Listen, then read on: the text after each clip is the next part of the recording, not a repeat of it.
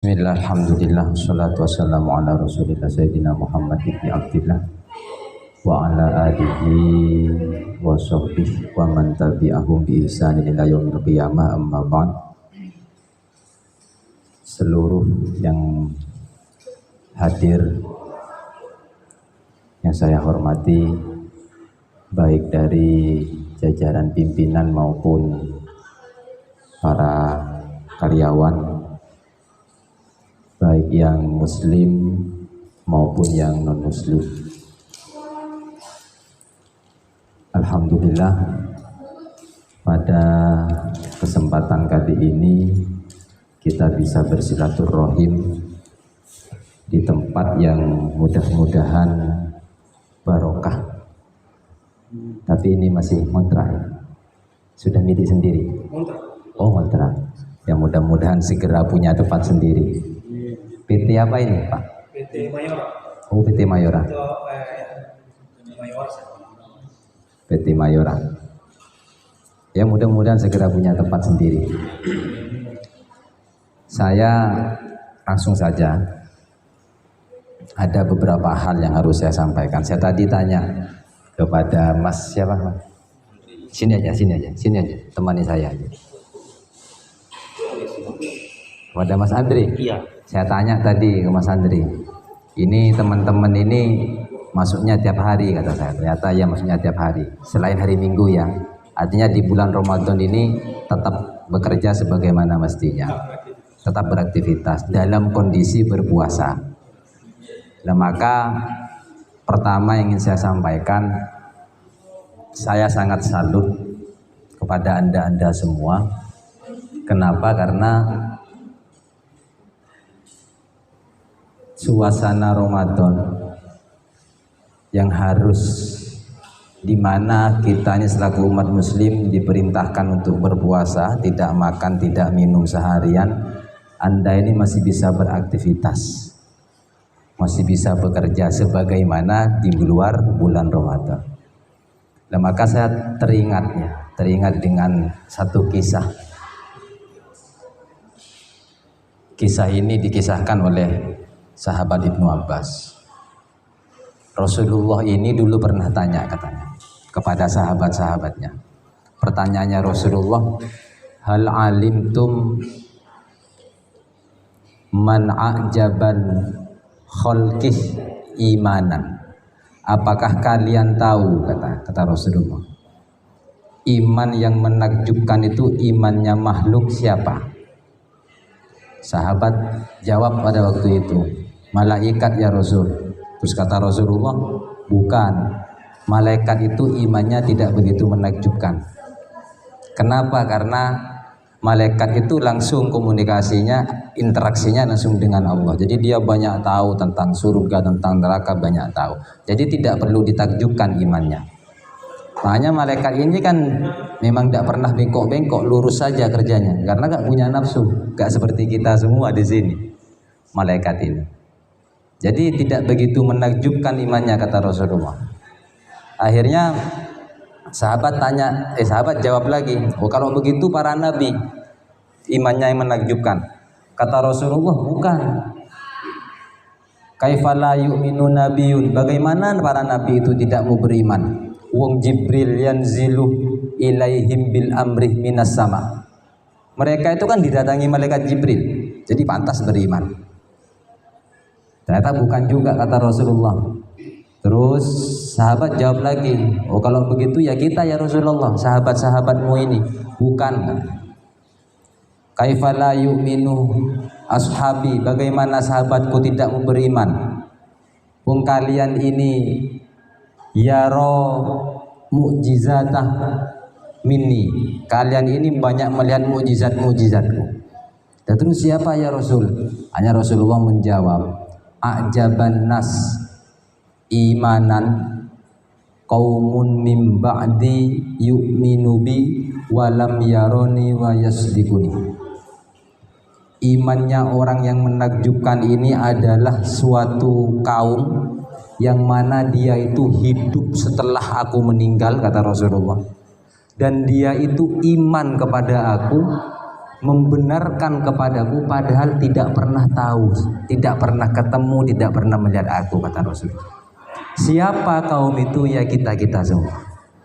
Artinya sebuah yang harus saya kagumi dari Anda ini, Anda masih bisa mempertahankan iman Anda dengan cara melaksanakan perintah puasa walaupun memang penuh dengan kesibukan setiap harinya.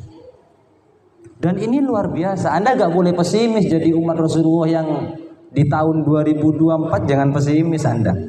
Kita ini sudah dikagum-kagumkan oleh Rasulullah. Terkadang ada orang berpikir, wah kayaknya lebih enak hidup di zaman Rasulullah. Salah. Makanya kata Rasulullah, sahabat itu tidak begitu menakjubkan imannya. Kenapa? Karena dia tahu sama Rasulullah. Loh, kita semuanya kan tidak tahu sama Rasulullah seperti apa Rasulullah, tidak pernah bertemu dengan Rasulullah. Tapi kita yakin dan membenarkan ajaran-ajaran Rasulullah. Maka ini iman yang begitu ditakjubkan oleh Rasulullah Sallallahu Alaihi Wasallam. Nah, maka dari itu, saudara-saudara sekalian, saya mohon rasa kekaguman Rasulullah kepada kita ini tolong dijaga.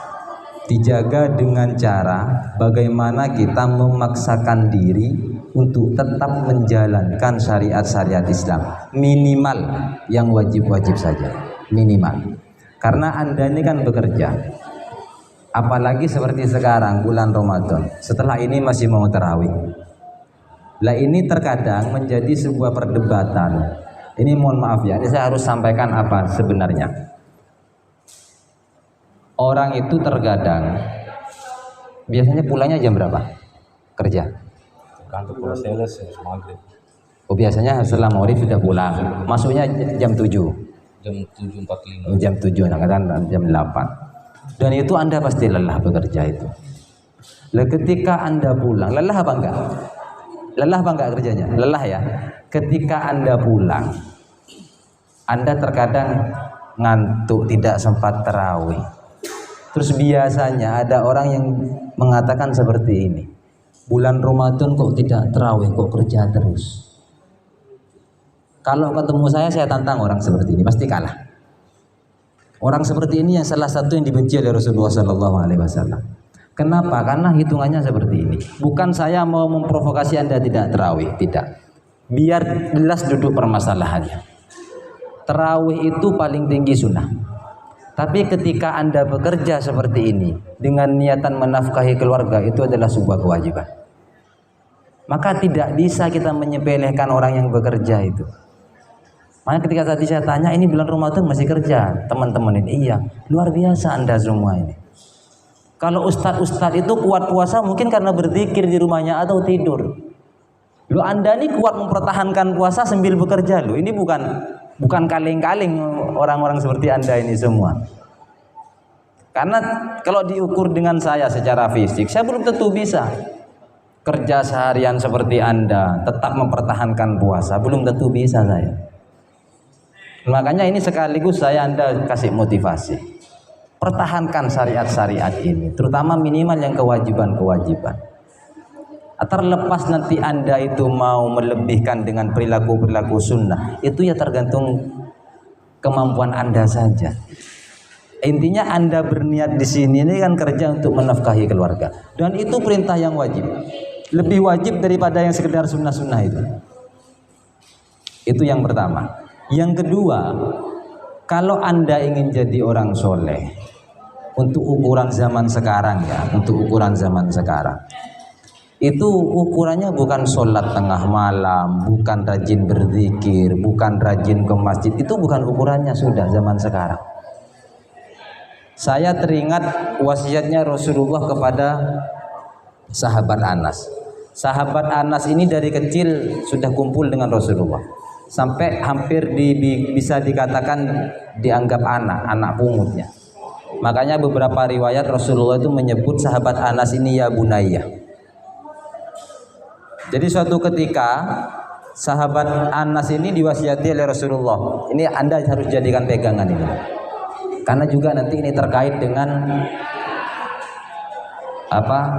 kehidupan Anda di pekerjaan ini, di dalam usaha ini, di PT ini. Jadi kata Rasulullah, wahai Anas, jika engkau ini antusbihah wa yumsiyah laisa fi qalbika ghisyun li ahadin. Wahai Anas, in qadartah antusbiha wa yumsiyah, jika kamu mampu pagi sampai sore, laisa fi qalbika ghisyun li ahadin, tidak ada rasa kebencian, tidak ada rasa kedengkian, tidak ada niatan untuk menipu kepada orang lain, faf'al, lakukan saja itu, kata Rasulullah.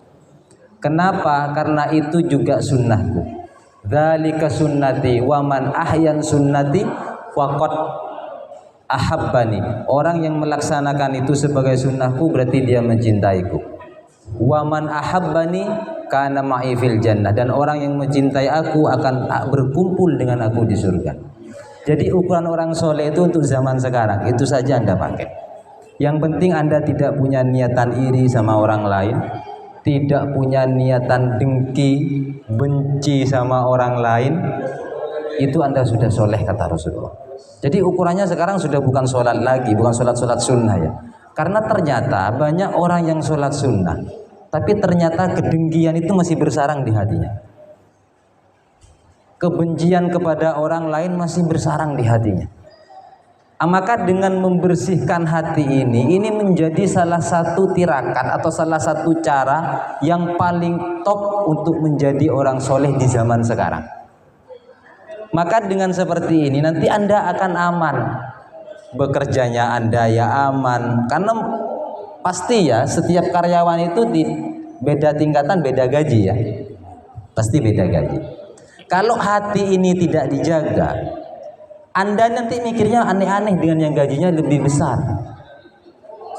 Bahkan mohon maaf, terkadang tidak menutup kemungkinan seseorang kalau tidak bisa menjaga hatinya, membersihkan hatinya, dia itu akan melakukan segala cara untuk bisa naik jabatan atau untuk bisa mengeluarkan temannya, menjadikan temannya dipecat oleh perusahaan agar profesinya atau jabatannya digantikan kepada kita. Itu bisa saja terjadi. Maka yang paling mudah itu saja sudah. Tidak ada kebencian, hilangkan, belajar. Tidak ada kedengkian. Percuma Anda sholat sunnah sekian rakaat, sekian jam, tapi di hati Anda masih berselubung, masih bersarang kebencian dan kedengkian kepada orang lain. Maka nanti Anda di sini saya jamin Anda akan selamat sudah. Dan persaudaraan itu mohon maaf karena juga di sini teman-teman karyawan juga ada yang non muslim. Pertama, kalau memang ada yang hadir, saya sampaikan terima kasih kepada non muslim karena juga sudah ikut momen buka puasa ya, ikut meramaikan acara kegiatan-kegiatan kita. Jadi saya harap nanti yang muslim, kalau yang non muslim juga ada acara, dibantu juga diramaikan juga. Karena ukuran kita bersaudara itu harus berdasarkan ukhuwah basyariyah, persaudaraan antar manusia, bukan masalah agama. Masalah agama itu pilihan selera saja. Jadi yang terpenting ukhuwah basyariyah kita perkuatkan, persaudaraan berdasarkan rasa kemanusiaan. Karena yang muslim sudah luar biasa bergabung dengan kita, nanti kalau yang muslim mungkin ada acara ulang tahun, kita ramaikan bersama-sama. Maka dengan seperti itu kita akan menjalin perhubungan, akan menjalin hubungan yang rukun, persatuan yang erat dan kekompakan. Ketika karyawannya semuanya tidak saling mendengki, sudah bersatu, sudah kompak, secara otomatis perusahaannya juga akan baik. Secara otomatis perusahaannya sudah baik sudah. Maka sebenarnya manajemennya ini, kalau menurut saya manajemen bagaimana, kan seperti ini sebenarnya. Perusahaan itu bukan masalah omset yang terpenting sebenarnya ya, bukan masalah omset, baik tidaknya itu kan bukan dari situ, tapi dari kondisi internal perusahaan dulu. Lu buat apa kita bisa produksi barang sekian karton, sekian kontainer, tapi karyawannya saling membenci, saling dengki. Bisa-bisa aja nanti kan perlakuan-perlakuan zalim terjadi di perusahaan ini. Maka ketika internal, artinya dari karyawan sudah rukun, bisa bekerja sama dengan baik, tidak mau tidak secara otomatis perusahaannya pasti akan baik. Karena di dalamnya, organ-organ di dalamnya dulu yang harus dikasih baiki. Nah, jadi harapan saya mudah-mudahan Anda ini termasuk juga pribadi saya bisa mengamalkan wasiat Rasulullah yang tadi. Jadi belajar menghilangkan kedengkian, belajar menghilangkan kebencian kepada orang lain, terutama di mana kita saat masih ada di akhir-akhir bulan Ramadan. Dan saya titip juga ya, saya tidak senang dan tidak setuju ketika ada orang berpuasa ingin dihormati oleh orang yang lain. Ini sering terjadi biasanya. Kadang kalau ada orang yang tidak berpuasa makan di depan orang yang sedang berpuasa, ini marah biasanya. Kamu tidak menghargai saya tidak setuju. Orang berpuasa itu jangan minta dihargai oleh orang lain. Ya, orang puasa jangan minta dihargai orang lain.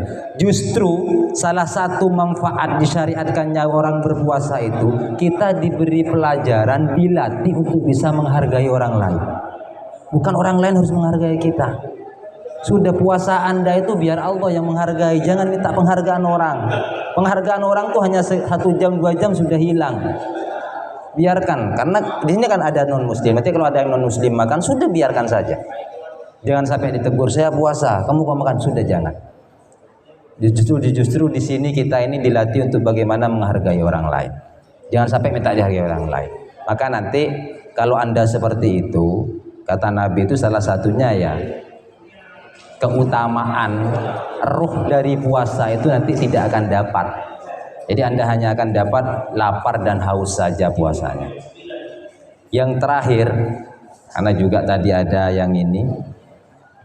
yang menyampaikan agar bagaimana dikasih trik-trik. Yang pertama triknya itu, jadilah orang soleh dengan caranya Rasulullah yang tadi, hilangkan kebencian kedengkian. Untuk kemajuan perusahaan, saya mohon bagi yang muslim, nanti kalau yang non muslim berdoa dengan keyakinan masing-masing. Bagi yang muslim, usahakan kalau masuk ke perusahaan bilang assalamualaikum.